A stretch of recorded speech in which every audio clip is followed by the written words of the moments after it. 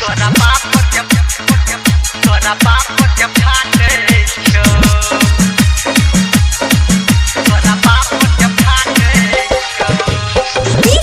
चलाते कम में बजाते ज्यादा। क्या नाम है आपका? शशि परदेसी। घर बेला, जिला मधुबनी। माँ गायत्री रिकॉर्डिंग स्टूडियो।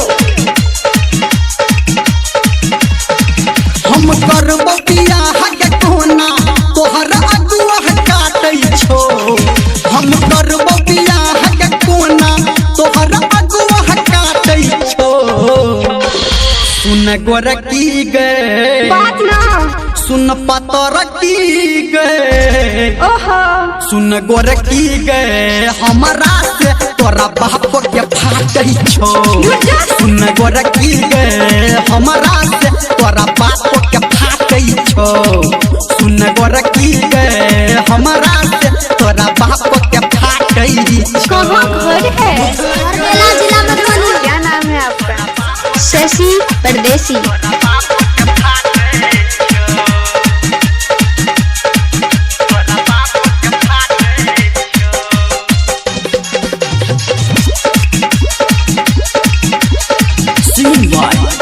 धर्मेंद्र निर्मलिया। कितना दिन जीवा गोरखी बाप के तू डर से। चल न के भाग जाइ छी अपना घर से। हाँ, कितना दिन जीवा गोरखी बाप के अपना डर से। चल न के भाग जाइ छी अपना घर से। तोहर माई खेलै छौ खेला तोहर भैया छाटै छो। सुन गोरकी गे सुन पतरकी गे। बाजना सुन गोरकी गे हमरा से तोरा बाप के फाटै छो। सुन गोरकी गे हमरा से तोरा बाप के फाटै छो।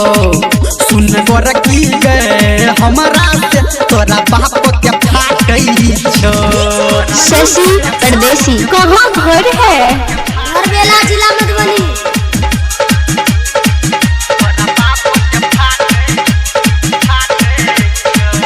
अभी आप सुन रहे हैं सावरिया म्यूजिक।